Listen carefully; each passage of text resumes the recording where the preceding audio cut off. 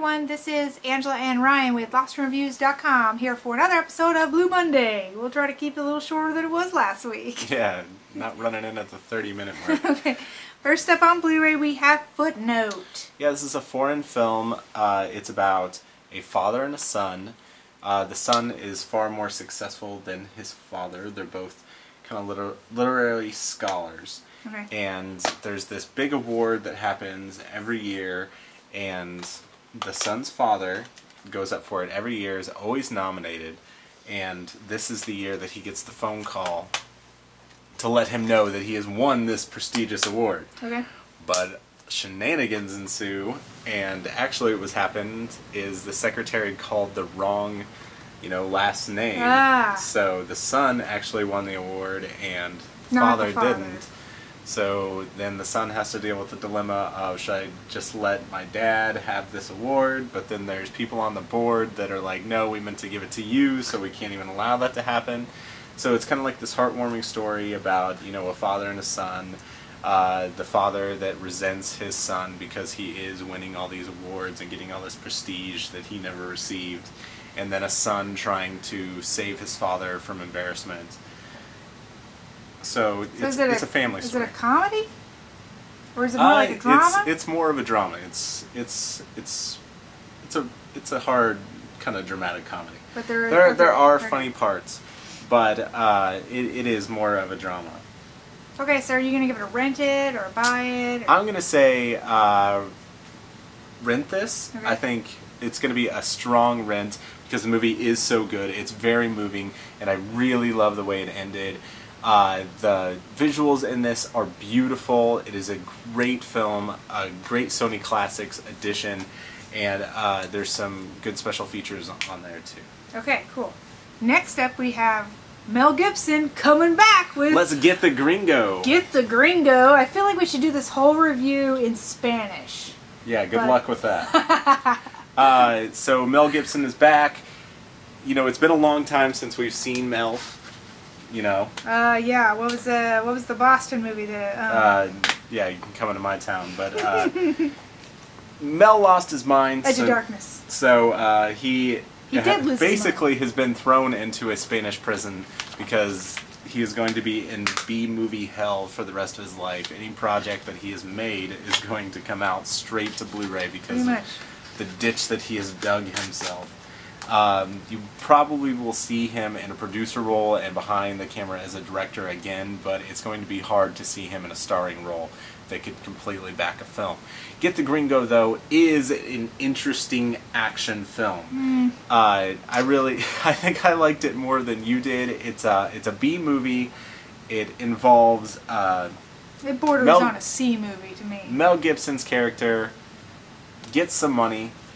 Big kind of secret as to how he gets the money, and in the beginning of the film is running across the border, ends up in Mexican prison, and has to work his way out and get his money back. So yeah, basically this film takes place in this Mexican prison. Yes. Which looks like a small town. It's weird. People are just roaming around inside of these houses and stuff. Which was not shocking to me because I have been educated on all this before by watching the show Prison Break, which I assume is historically accurate and 100% as to what it's really like to be in a prison in a foreign country. So this is pretty accurate too, according to Prison Break. So lots of guns, explosions, deaths, and drugs. Yeah. What's not fun about that? I actually like Get The Gringo. I'm going to give it a rent it. The thing that bugged me the most about it was the narration of Mel Gibson's story by Mel Gibson the entire time. It just reminded me of like Sin City, like the way Bruce Willis would narrate himself walking down the road, that hard, like, I've had a hard life kind of voice, and it was just aggravating to me because I wanted him to shut up. You just don't like Mel Gibson. For action fans, I think this is a decent watch. If you have nothing else really to do, I think Get The Gringo deserves a rent it. At least a minor rent it. Okay. It has a whole bunch of special features, and the visuals are good. There's a lot of orange and red in here, so nothing really... To me, blues pop out mostly on high definition, but the sound is pretty good on Get The Gringo. Okay.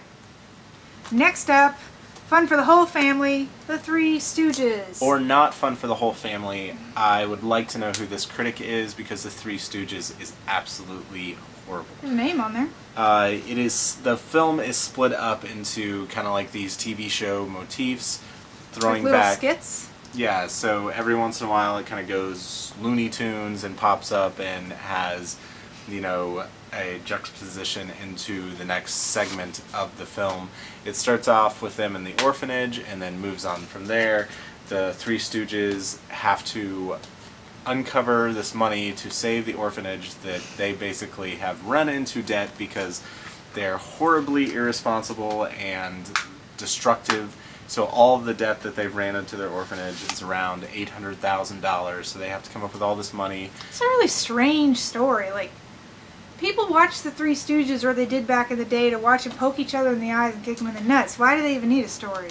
Exactly. It's not a story. It's all poke each other in the face, hit each other in the nuts type stuff. I'm an intelligent comedy type person, and The Three Stooges is far from that. But you've seen the original cartoon, or the original show back in the day.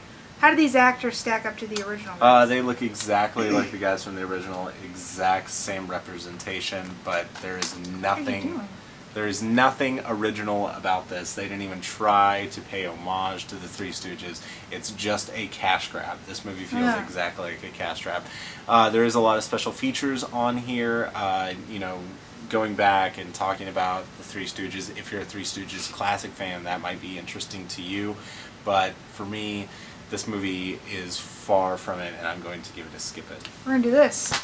Goodbye, Three Stooges. Alright, next up on Blu-ray, The Fary. Which I loved. This little French indie is amazing. It's really good. If you like movies like Amelie, you will love The Fary. Yeah, definitely. It was very strange and quirky, and half the time you have no idea what their motives are, why they're doing this stuff, but it's still fun. Yeah, I really, really like this movie. It's a sweet little romantic film that you can pop in and throw a Saturday afternoon away with. It is the perfect film for that. Grab a bottle of wine and check out The Fary. Also, it is a beautiful film. It's filmed gorgeously. The cinematography is amazing. So on Blu-ray, it really pops. Really pops. There's lots of blues in here. So I don't even really know how to describe the story. It's a love story between a guy who works at a hotel and then a strange woman who's a fairy, who thinks she's a fairy, right? And she can grant him 3 wishes. Okay, so he has 3 wishes. He actually uses a couple of wishes in the movie, and but it's just this crazy stuff. People are flying in it, and the way they film certain scenes. She gets pregnant immediately. Yeah. They have an underwater, like dancing under the sea kind of scene that was. That leads to contraception. You can tell they're both dancers. They have like the moves in the body for it. Like not only dancers, but like ballet. Theater trained kind of dancers. I would say check this out. This is a lot of fun. Yeah, I would say buy The Fary, even though the special features are lackluster on here. Yeah. It's a beautiful movie. It's one that I will be watching again and again. I really, really loved The Fary. And the thing, real quick, a lot of times with foreign movies, it's hard to, maybe some people don't want to have to read their movie, but there's dialogue, but it's not so heavy that you're missing out on what you're looking at. Yeah. There's a lot of scenes where you're just like watching 2 people interact, and there's no dialogue between it, so it doesn't matter what language it's in, because it works. Yeah, I loved this movie. Definitely buy The Fary. Okay, next up, Criterion, The Last Days of Disco. Yes, this movie is awesome, so much fun. If you like kind of 80s humor type films, American Psycho is a big one for me, then you will love The Last Days of Disco. The Last Days of Disco follows a group of bourgeois, kind of uppity, higher class up-and-comers, like 20-ish ages, and the disco that they go to, and the decline of that era, when everybody decided that disco was uncool and it's time to stop standing in front of clubs and trying to get in. Time to move on. Yeah, it's time to move on, and this, takes part of that. It has a lot of feministic qualities. Kate Beckinsale is in it, and Chloe Sevigny. Yeah, Chloe Sevigny, one of, I think, Chloe Sevigny's best films. She's so great in everything I've seen her in Yes. so far. This she really shines in because she plays a character that is going through kind of like her own sexual revolution. She's trying to figure out who she is, who she wants to date, who she wants to hang around, and Kate Beckinsale is supposedly the guiding map to all of her dreams and who she should be like she in has society. It figured out already? Yeah, but in reality, the way it always works in movies like that she doesn't. Chloe Sevigny has it all figured out, and Kate Beckinsale does not. Okay. So I would highly suggest The Last Days of Disco. This is a great Criterion release, but I'm going to bash on it a little bit because the special features, there really wasn't anything that they added on to there. Oh. But I'm still going to give The Last Days of Disco a buy it because it looks so beautiful. They really restored this wonderfully. Okay. Next up, we just have a couple more TV shows. We have season 1 of The Boss with Kelsey Grammer, which, correct me if I'm wrong, but I thought The Boss was Tony Danza.